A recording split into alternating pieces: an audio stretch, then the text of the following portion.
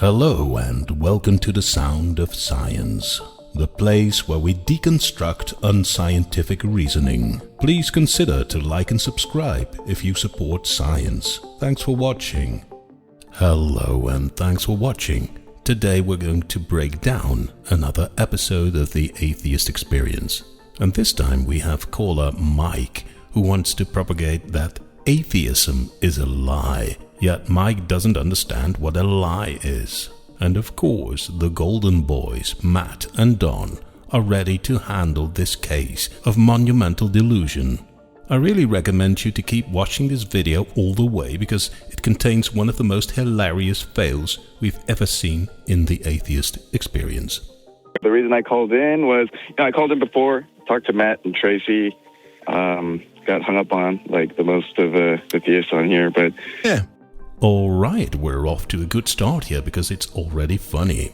See how Mike wants to establish that being hung up on in the show is some kind of significant thing, while Matt responds as if it's a total non-issue. What I want to talk about is I want to set forth an argument that atheism is a lie. How can something that doesn't make a positive claim be a lie? Totally fair point by Matt here. If you don't make a claim, you cannot be a liar. It always astounds me how these theist callers in the Atheist Experience can paint themselves into a corner from the very first sentence. You know, I'm not the smartest guy. I can say stupid things and get owned in a debate, but I guess atheists in general lack the divine talent, if you will, to get their ass handed over so systematically. And this one was so easy for Matt. It almost looks as if this theist caller is not playing fair. It almost looks as if he wants to make himself look like a fool. But let's see if he is done already or if he's going to try to counter this. First, we have to both agree on our definitions. So atheism is the lack of belief in a God or the disbelief of a God. Mm-hmm. And theism is the belief or having faith in God, right? Faith is something where you're accepting the proposition as true without evidence. Okay, so Mike doesn't give up on his mission yet. So he now takes a step back and returns to what he should have done in the first place in the debate, and that is establish and agree on your definitions. I think there's something else we should define. Yes. A lie. If I want to say that's a lie, then it needs to be a declarative statement, and in particular, it needs to be not just a declarative statement which is false, but which is knowingly false. There needs to be some intent to deceive. Merriam-Webster defines to lie as to make an untrue statement with intent to deceive. Now, of course, there are other definitions of lying, but most are similar, like this one. So, if you want to spot a lie, you need to follow 3 steps. You first need to identify a statement, then you need to show that that statement is false. And then you need to demonstrate that the false statement was made with the intent to deceive. So that is 3 steps, and Mike doesn't even manage to conclude the first step. But what is the declarative statement that you're saying is a lie? I'm saying that atheism in and of itself as an ideology is a lie. Okay, atheism... No, stop. Atheism is not a declarative statement, so it cannot be a lie. First, let us establish that atheism is not an ideology. Let no one ever tell you that atheism is an ideology. Atheism has no ideals or political or economic goals. Most of the time, when theists try to label atheism as an ideology, we're getting very close to atheism being associated with communism, which is nonsense.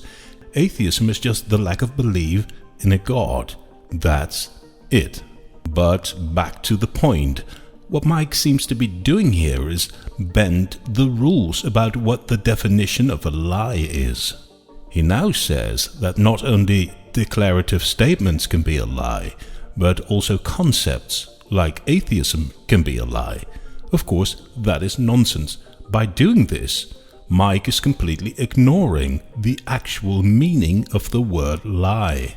And if you go about in a discussion making up new definitions of words because that suits your narrative, you disqualify yourself from any serious conversation. But let's be patient and see what Mike is up to. Nobody can really know if God exists. My idea is that if we accept the premise that no one has evidence if God exists or not, whereas at the other hand, we have atheists who claim they disbelieve God exists, but their disbelief is actually based on the assumption that they understand what valid evidence for God would be. The problem with that in the end is that we agree that no one has evidence for God. No one can really know if God exists. Well, I'm surprised to say what I'm saying here, but Mike actually makes a point here that is not worn out to the last thread. I wouldn't say it's a new approach, but I think I don't hear this one very often. So let me recap what Mike is saying. Mike first pushed Matt into agreeing that no one can know if a God exists, and that Matt does not know what specific evidence is needed to prove that a God exists. And then Michael kind of says, if you don't know what evidence is required to prove that a God exists, and if you then say that the evidence that has been presented to you does not warrant a belief that a God exists, then you're kind of dishonest. Well, the idea of atheism being a disbelief based on valid evidence or the lack of evidence, assuming that, that there is evidence for God or anybody has evidence, that in itself is a lie. Now, this may sound like an interesting or even fair point at first sight, but of course, there is a flaw in this line of reasoning, because Matt agreed on not knowing what evidence is needed to prove that a God does exist.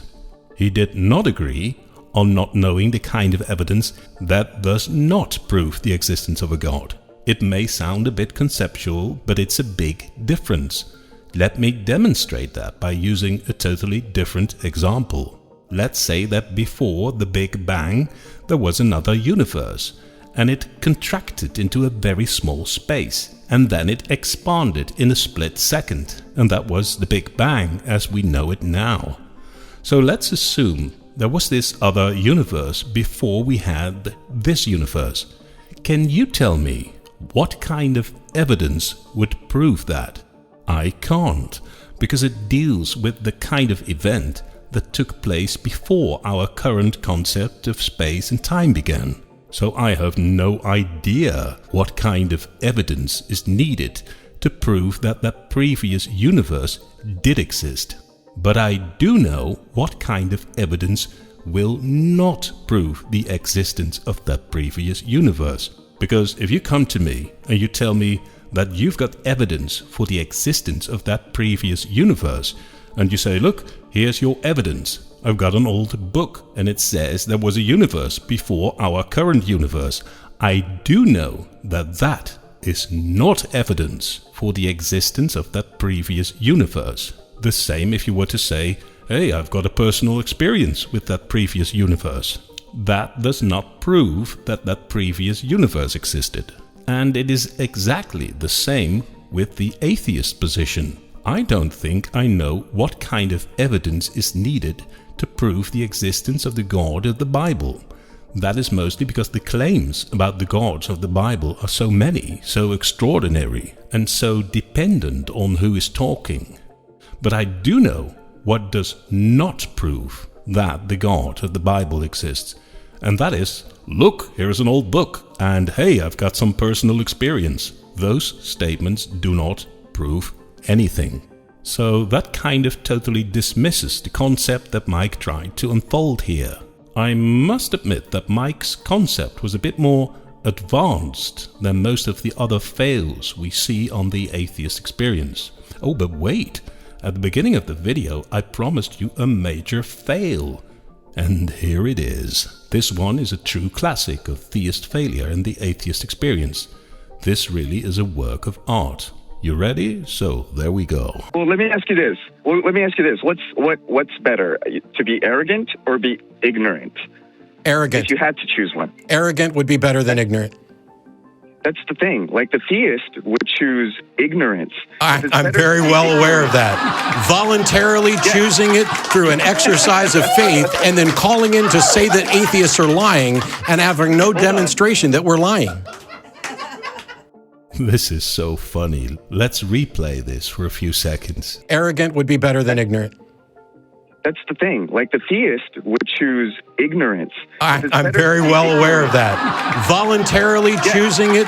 Man, theist debating failure can be a thing of extraordinary beauty. Right? Knowledge. No, fucking no. Well, to be honest, in this episode of the Atheist Experience, Matt was pure brilliance. Everything he said turned into gold. You know, he started the engine, and that engine was not going to stop running until Matt totally annihilated all theist positions. I guess many of you are familiar with Matt's analogies of a courtroom. He usually puts it to play when he wants to show the difference between not believing that a God exists and believing that a God doesn't exist. Matt usually makes the analogy that God is in a courtroom and that he is being accused of existing. But the jury is not convinced of God being guilty of existing. That is the atheist position, and that is different from the jury being convinced that God is innocent of existing. Well, at the very end of this episode, Matt is expanding on this courtroom analogy in a brilliant way. So I'll give you Matt's closing statement. Let's listen to this. So let's set up a courtroom where God is accused of existing, and you need to demonstrate that beyond a reasonable doubt. Go. First, produce the defendant. I need to demonstrate that to myself. I hope you liked it, and I hope you found my breakdown of fallacious theist reasoning useful. And perhaps it might help you to counter theists in debates, be it face-to-face or perhaps in the comments below one of my videos. So have a nice day. Thanks for watching, and I'll see you at the next video.